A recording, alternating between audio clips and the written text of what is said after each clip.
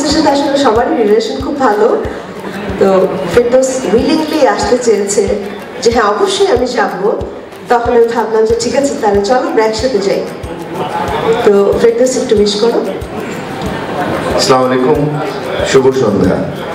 আজকের এই অদ্ভুত একটা আয়োজন, আর এই আয়োজনটির সঙ্গে আমার একটা খুব ইন্টারেস্টিং মেমোরি জড়িত আছে। নাইম শাবনাজ, আমি তখন মাত্র ইউনিভার্সিটিতে ভর্তি হয়েছি, চাঁদনি দেখতে গিয়েছিলাম বলাকা সিনেমা হলে। টিকিট না পেয়ে থার্ড ক্লাসে নিচে বসে আমি সিনেমা দেখেছিলাম। অ্যান্ড ওই মানুষগুলির সান্নিধ্যে আসা আমার মনে হচ্ছে আমার শিল্পী জীবনের একটা অনেক বড় প্রাপ্তি। আজকে আমি শুটিং করছিলাম মানিকগঞ্জে গন্তব্য নামে একটি ফিল্মের। আমাকে যখন নাইম ভাই ইনভাইট করলো, আমি ভাবলাম যে না, নিশ্চয়ই এই ধরনের একটা উদ্যোগে, বিকজ আমরা বলি যে শিল্পীর পাশে গিয়ে দাঁড়াবো, বাট প্রায়শই আমরা দাঁড়াই না। আজকে সকালেই আমাদের মেয়র সাহেব আরিসুল হক একটি প্রোগ্রাম করলেন শিল্পীর পাশে। সো সেটা সকালবেলা করেই দেখলাম, অনেক শিল্পীদেরকে একসাথে দেখে ভীষণ ভালো লাগলো। এবং সন্ধ্যেবেলা এখানে সেই আয়োজনে প্রচুর চেনামুখ দেখেছি। খুব ভালো লাগছে, খুব ভালো লাগছে, খুব নিজেদের মনে হচ্ছে। আমাদের মধ্যে একটা সামহাও যেন একটা দূরত্ব তৈরি হয়ে গেছিল। এই নাইম শাবনাজ একটু দূরে চলে গেছে, মৌসুমী আস্তে আস্তে একটু দূরের দিকে সরে যাচ্ছিল। সে এখন আমরা আবার সবাই কাছাকাছি আসছি, একসাথে কাজ করব, একসাথে আমাদের ইন্ডাস্ট্রিকে আবার আমরা আগের জায়গায় ফিরিয়ে নিয়ে যাওয়ার চেষ্টা করব, তার চেয়ে ভালো জায়গায় নিয়ে যাওয়ার চেষ্টা করব। আমি চাইবো নাইম শাবনাজ, সানি, মৌসুমী, এই ধরনের জুটি যারা আছেন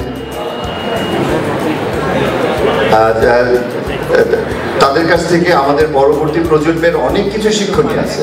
কিছুদিন আগে রাজ্জাক সাহেব খুব দুঃখ করে একটা প্রোগ্রামে বলেছেন যে জুনিয়ররা নাকি ঠিক প্রপার রেসপেক্ট করে না। আমিও বেশ কয়েক জায়গায় এরকম দেখেছি, শুনেছি, বুঝেছি।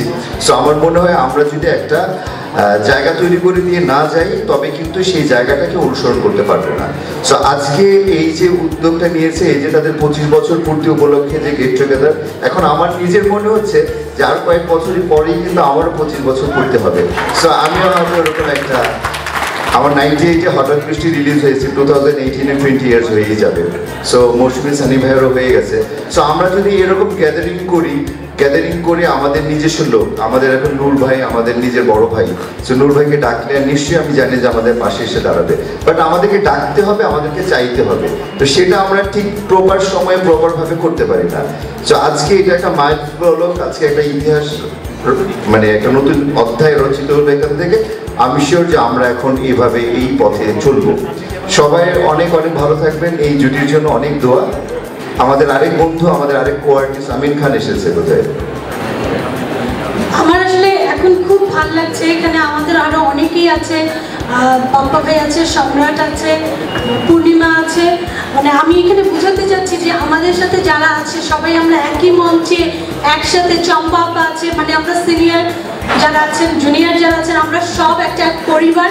আমরা এটাই বোঝাতে চাচ্ছি, এই যে আমাদের ডাকে ওরা এসছে, মানে আমরা কেউ কারোর কাছ থেকে দূরের না। এই জিনিসটা আমার কাছে খুবই ভালো লাগছে। সবাই যদি স্টেজে আসে, আমার চম্পা আপা প্লিজ আসো।